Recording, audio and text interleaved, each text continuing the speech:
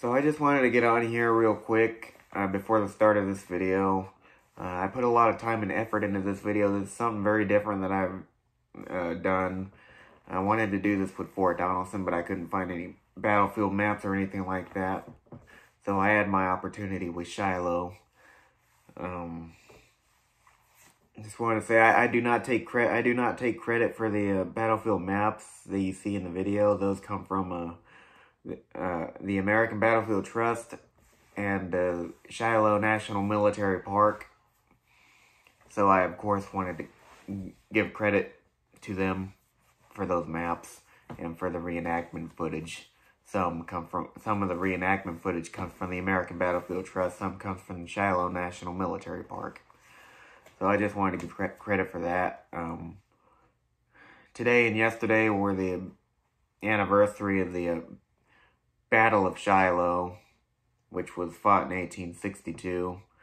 All that will be explained in the video. But anyway, I just wanted to come on here. I hope this video is educational.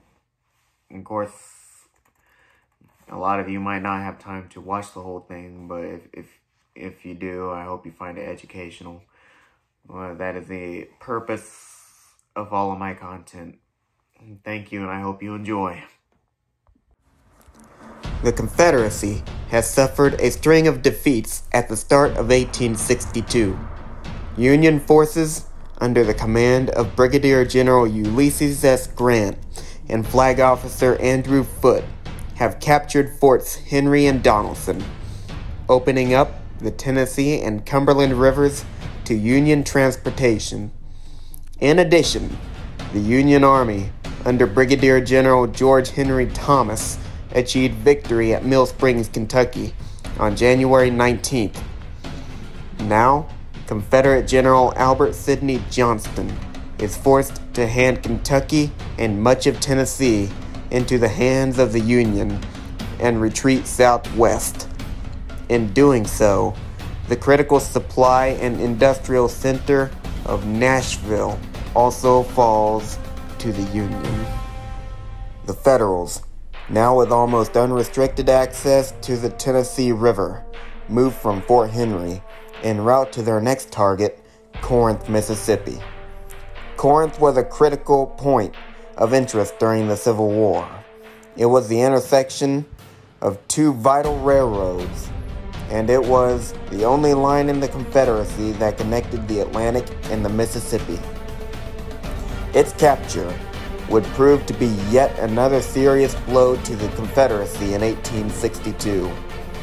Additionally, the rivers were extremely vital during the Civil War as a means to transport men and supplies from place to place, and the Union Army already had control of two vital rivers in the Western Theater.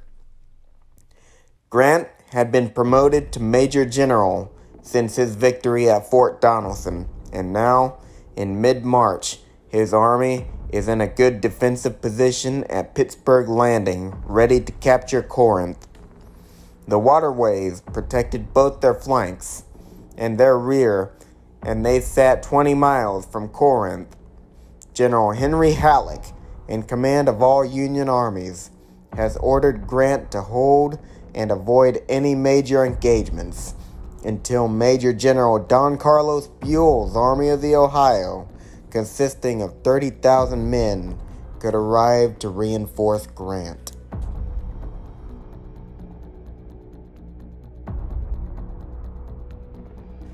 Johnston has a very different idea and plans to draw Grant into a major engagement. He learns on April 2nd that Buell's army is near Savannah, Tennessee, and that means the Union Army is divided. It is the perfect opportunity to strike. Johnston and General P.G.T. Beauregard plan to attack Grant's Army of the Tennessee before Buell's army can arrive to reinforce him, but rainy weather turns the roads to mush and delays them. Beauregard loses hope that the attack will succeed and urges retreat, but Johnston is determined to not let his opportunity go to waste. Gentlemen, "We will attack at daylight," he says. Johnston still has surprise on his side.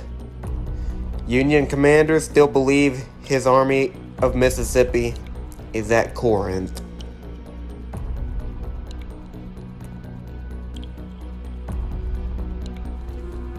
The date is now April 6th.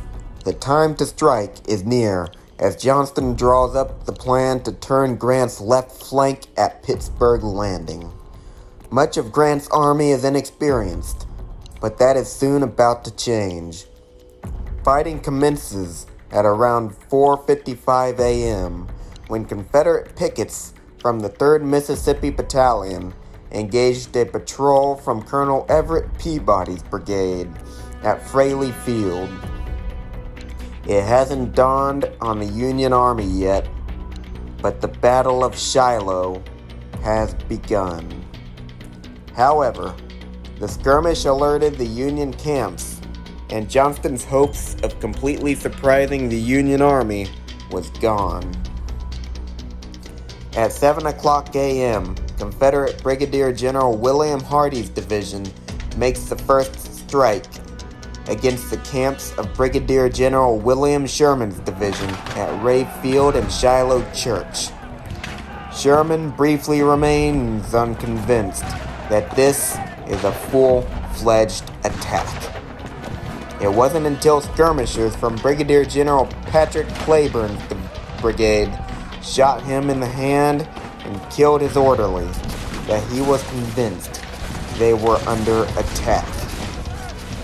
Cleburne's brigade consists of 6 regiments, 2 of which are caught in a vicious crossfire just south of Shiloh Church. The fighting is extremely severe, and most of Grant's troops are inexperienced, never having seen battle before. Despite this, they put up a fierce resistance, but are badly stretched thin. Brigadier General Benjamin Prentiss forms his 6th Division along Corinth Road. This included 12 cannons. His men hammer Brigadier General Adlai Gladden's brigade until 8:45, when Prentiss is forced to fall back in the midst of heavy Confederate attacks. Many of the retreating Union soldiers run all the way to Pittsburgh Landing, leaving behind their meals and their camps. Attacking Confederates stopped to eat meals from the Union camps, losing a whole hour in the process. Johnston and his commanders struggled to get the men to continue the attack. During this time, the Union Army puts together defensive lines to fight back. Casualties are severe. By mid-morning, the battle is far from over. Killed during the fight is Colonel Everett Peabody. General Grant is alerted to the sounds of battle and departs for Pittsburgh Landing at around 7:30 a.m. General Buell's army is still a ways out and won't arrive until morning. Grant orders Brigadier General William Bull Nelson of Buell's army to begin moving his division down the Tennessee River, but he is delayed until early afternoon. Grant also orders Brigadier General Lew Wallace from Grant's own army to move his division to reinforce Grant at Shiloh. But a 2-hour march turns into 7 hours when a series of delays slow him down. He will also not arrive until morning. While Buell's army rushes to reinforce Grant's battered army, Grant rides across his battle lines, assessing the situation and helping to get supplies and ammunition to his men. Grant's troops on the right flank hold out until mid-morning, when the Confederate army starts to overwhelm them. Sherman's division is pushed back to the crossroads of the Purdy and Corinth roads, as well as McClernand's division, after repeated attacks. After a short time, they are again pushed back to Jones Field, a mile and a half from Pittsburgh Landing. The Confederate efforts are succeeding, but also prove to be a mistake. The Confederate attacks are bending Grant's line, but in the wrong direction. Instead of bending the Union Army away from Pittsburgh Landing as Johnston intended, the Confederates are pushing them towards it. This move allows the Union Army to be shorter and stronger.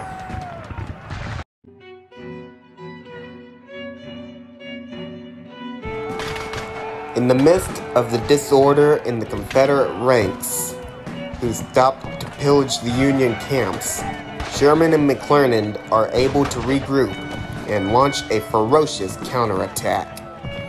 In a fierce fight that lasts 3 hours, Sherman and McClernand are able to catch the Confederate looters off guard and force Johnston to bring up his reserves in support of western 2/3 of the Confederate line.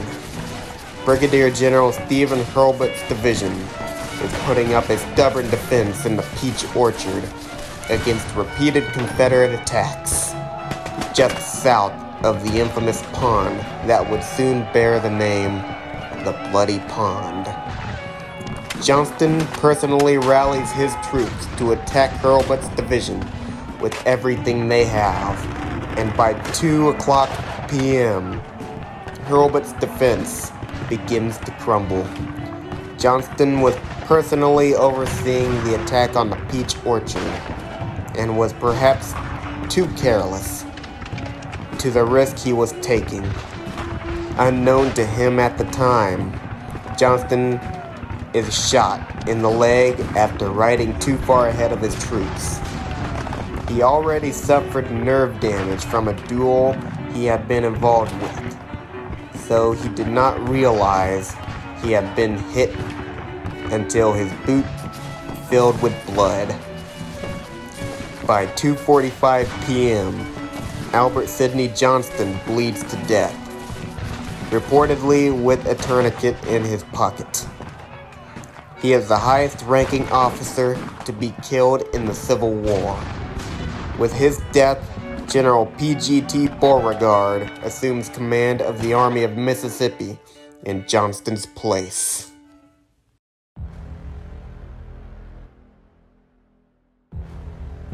By early afternoon, the situation does not look good for the Union Army. Several of Grant's men have retreated back to Pittsburgh Landing, and Buell's army has still not arrived on the field. Lew Wallace is still nowhere to be seen, and Bull Nelson is still an hour out of Savannah.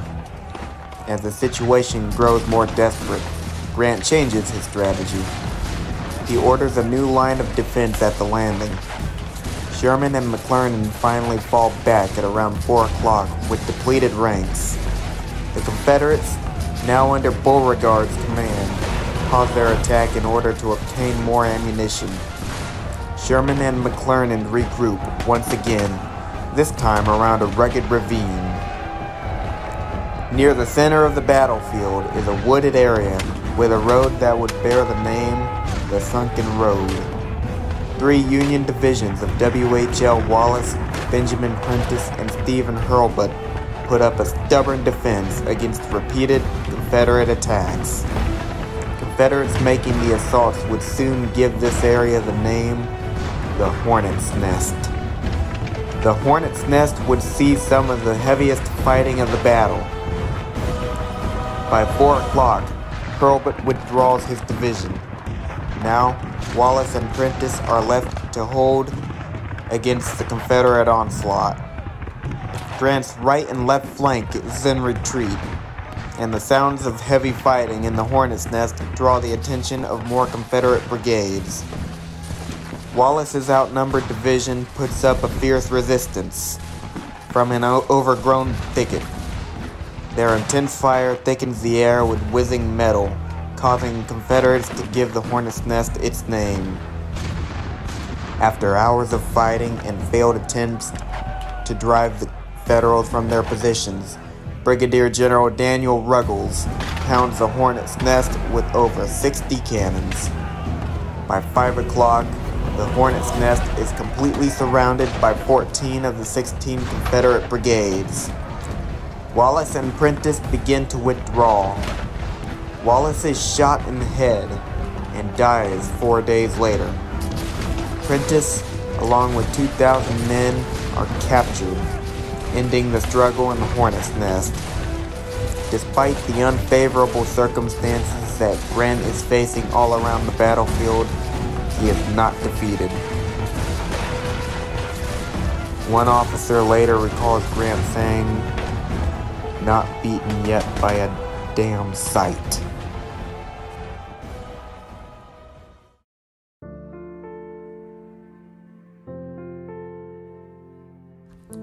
Grant's army has suffered severe casualties. They've fallen back 2 miles, and the Union gunboats Tyler and Lexington on the river pound the Confederate lines with cannon fire. As noted before, the Confederates turned the Union flank in the wrong direction, and the Union army was now crowded around Pittsburgh Landing and able to form a formidable line of defense. The exhausted Confederates retire from the advance and bivouac around the captured Union camps for the remainder of the evening.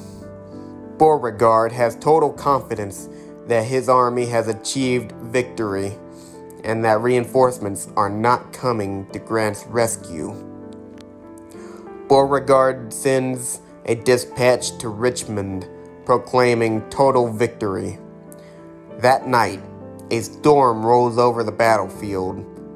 Many of the soldiers, including Grant, recall hearing the unbearable cries of the wounded. Grant is still not convinced that he is beaten. Sherman meets with Grant in the evening and says, "Well, Grant, we've had the devil's own day, haven't we?" Grant replies, "Yes. Lick 'em tomorrow, though." Buell's army arrives overnight, and Lew Wallace's division finally arrives to reinforce Grant at dusk. These reinforcements are spotted by Confederate Colonel Nathan Bedford Forrest and his cavalry, though no initiative is taken by Confederate High Command. Grant vows to turn the battle around in the morning.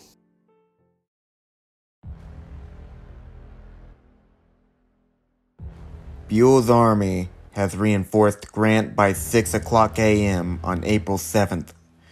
Grant now has 40,000 fresh troops at the ready. The Confederates number around 28,000 at this time and are exhausted from the previous day. The Union army moves into position to retake the ground they lost the day before. But Beauregard puts up a solid defense. He furiously counterattacks, but is soon forced to fall back along the Hamburg-Purdy Road. April 7th plays out much like the day before, but in reverse. The Union Army is now on the attack, and they soon overwhelm the weary Confederates. At 2 o'clock p.m., Beauregard retreats from the battlefield and returns to Corinth. Grant does not pursue until the next day. The Battle of Shiloh is the bloodiest battle in American history up to that time. Over 23,000 men become casualties in just 2 days of fighting. Grant has won a great victory, but the public demands his removal from command after hearing of the shocking losses. President Abraham Lincoln refuses. He responds to the public demands, saying, "I can't spare this man." He fights. The battlefield is quiet now. What was once the site of a bloody battle is now a tranquil reminder of the sacrifices that were made here.